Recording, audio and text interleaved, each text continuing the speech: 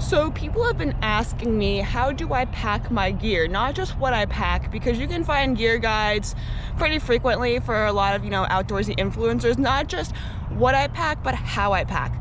I am leaving for a 3-day, 125-mile bikepacking trip from Atlanta, Georgia to Anniston, Alabama along the Silver Comet and Chief Ladiga Trail. And I figured I'm meeting up with my guests in just the next 10 minutes and I'll just tell you what's in what bag on my bike. And that way you can help understand how I divide up all of my gear and then use that to inform how you want to divide up all of your gear. And again, there is no right or wrong way. I personally think there are better ways to pack your gear. But let's just go right into it. I'll tell you what I've packed, how I've packed it, and then you can use that to your own discretion and pack whatever you want to bring, however you want to bring it. Okay, so this is my bike. This is my very special and custom designed Velo orange bike, specifically made for bike packing and bicycle touring.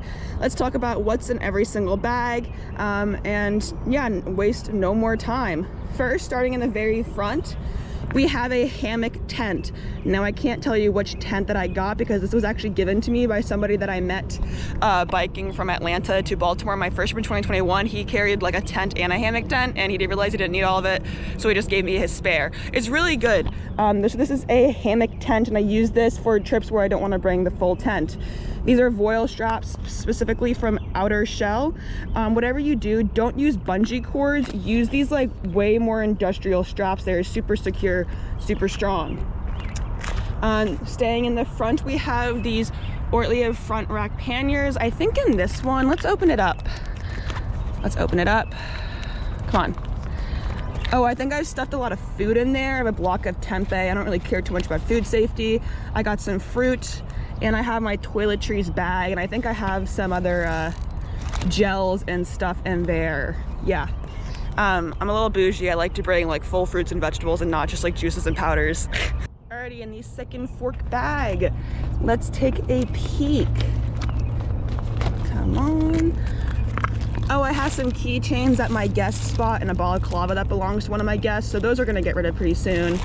I have a half loaf of bread, got about 4 granola bars, a jar of peanut butter, and I have my backpacking stove set right there that has the gas in it. It has some matches, lighters, it has my dish soap and everything. So this is, again, more food and just some souvenirs. I sell little bike chains, keychains for people, and I've included them on my ticket sales. So if people want to buy a ticket and also get a souvenir, go for it. They're all made from recycled bike chains or reclaimed bike chains. I work at a bike shop, so it's just something fun. I'm trying not to, produce too much new stuff in this world. Trying to reuse the old because we got too much fucking shit on this planet. We don't need to produce anymore. Next we have these center bags, and this one I put my phone and my GoPro. Right here I have sunglasses that go on top of my regular glasses. I have my headphones. Now these are fake bone conduction. They just have like mini speakers that go on the outside of your ear. I broke my fancy bone conduction ones. Now I got the cheap ones. This one is a cord. Well, this is oh my god, that's the outlet part. Where the hell is the cord? Oh shit. Well, I had a cord somewhere. I don't know where it is. So that's not good. I could turn around and go get it if I wanted to, but I don't know.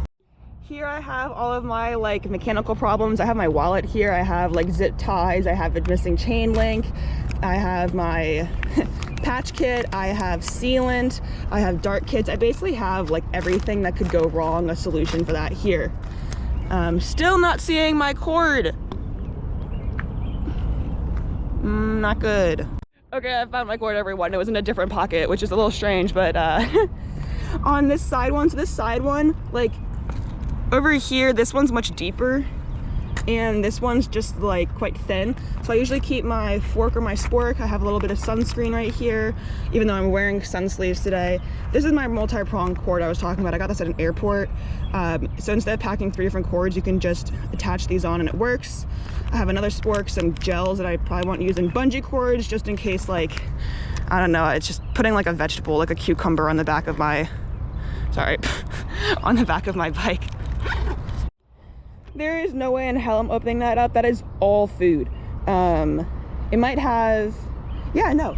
it's all food. I have like cans of beans, I have some rice, I have my ramen, got a lot of stuff in there. Again, even though there are like some restock points to get food on this trip, I just don't want to have to plan that out. When I'm going on a short trip, I just like kind of pack everything.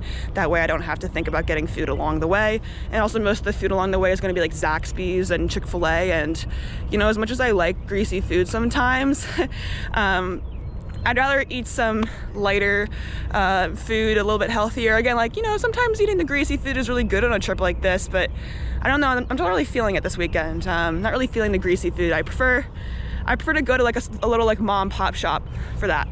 But anyways, that's all food. I got like a bag of salad in there too. Gotta get your fiber in. Now, this bag, I think I have a deck of cards, I have a harmonica, I have some instant coffee, I have some tea, and then I think my entire sleeping bag is shoved in here.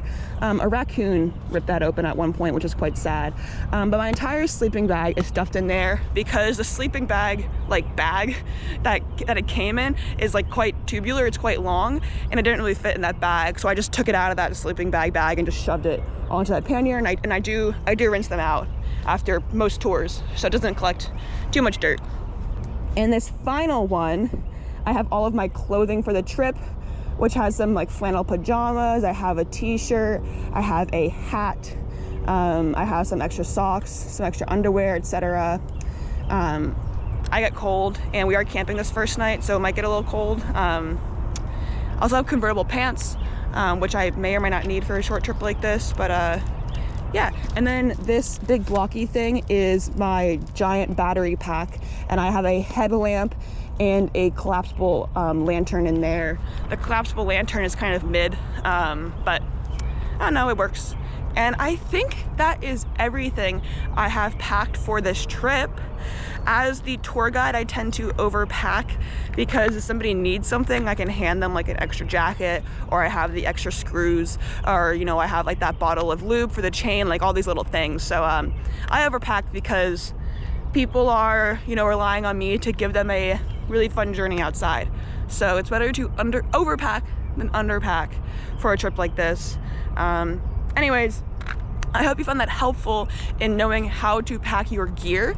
I have a Substack link below that tells you what exactly I packed, so use that at your own discretion. And I hope that you find this helpful. Comment down below how you pack differently. A lot of people have different strategies. Some are much more minimalist than I am. Again, one thing I'll say is that I think it's better to have multiple small bags. That way it's easier to find what you need instead of just two gigantic bags in the back, and then you have to go digging around for that one little thing. So anyways, thank you for watching. I hope you have some great cycling adventures, whether it's just around your neighborhood or across the globe, and have a great day. Yeah.